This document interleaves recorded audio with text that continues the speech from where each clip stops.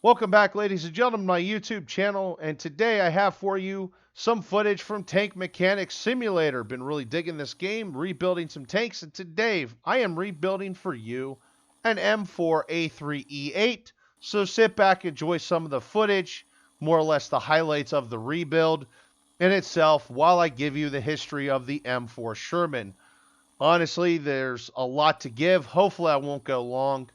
And that being said, this is actually the sixth, maybe seventh time I've actually featured the M4 on my YouTube channel throughout my various playlists, Armored Warfare, World of Tanks, and even some real world footage of the actual Sherman tank moving around and in action.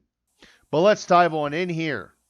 The M4 Sherman would begin its days with the U.S. military September 2nd, 1941, as the T6 prototype. The T6 was tested at Aberdeen Proving Ground in Maryland. The new tank had some redesign, and only 13 months later would appear on the battlefields of North Africa with the 6th British Army against Rommel's Afrika Korps.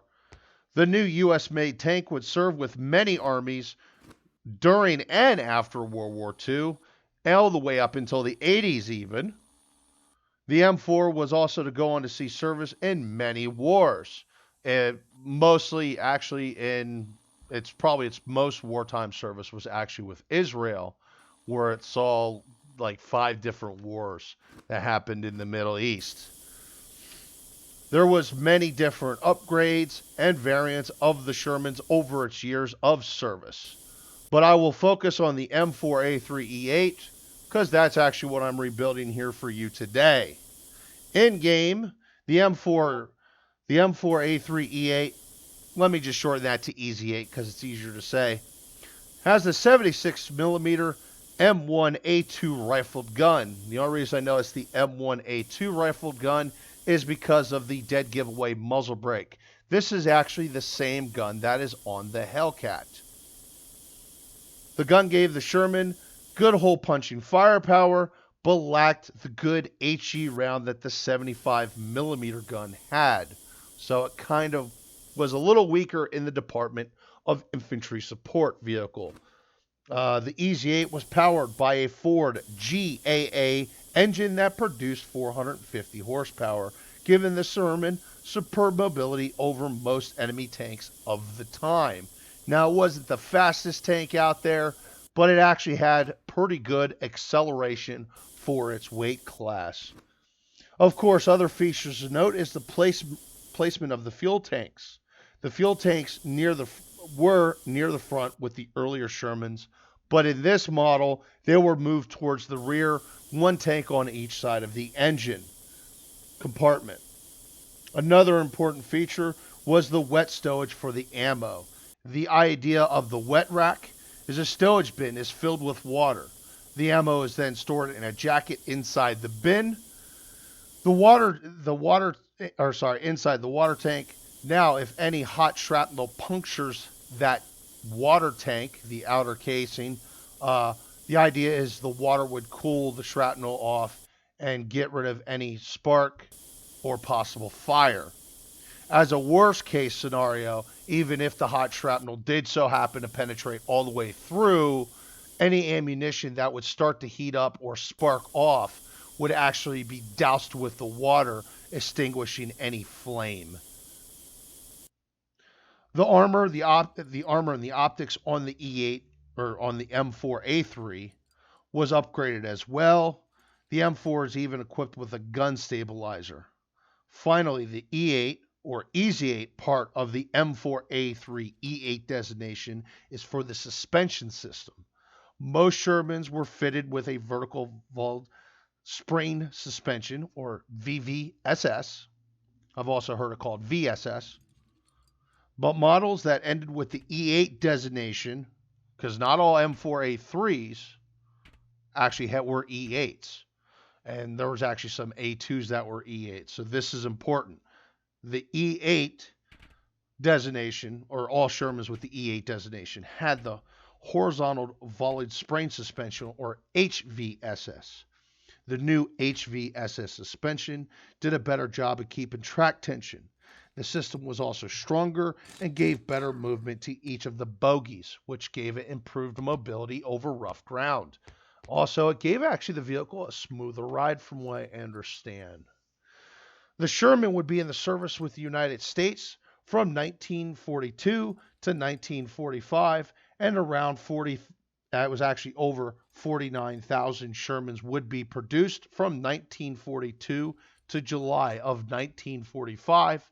During World War II alone, it would serve with the United States. It would serve with independent Polish tank units. It would serve with the French, the Canadians, the Australians, the British, the Russians. I think I got everyone. If I missed someone, I apologize. There's a lot of people that used the tank during the war, and even after the war, countries like Pakistan, Israel, Vietnam, and other countries of such would actually use the Sherman tank as well. Some of them for just training purposes. In the case of Israel, they did extensive upgrading to their Sherman tanks, and they actually used them as combat tanks. Now, some myths I'm going to bust here right now is there was a lot of myths about the tank was a death trap and things like that.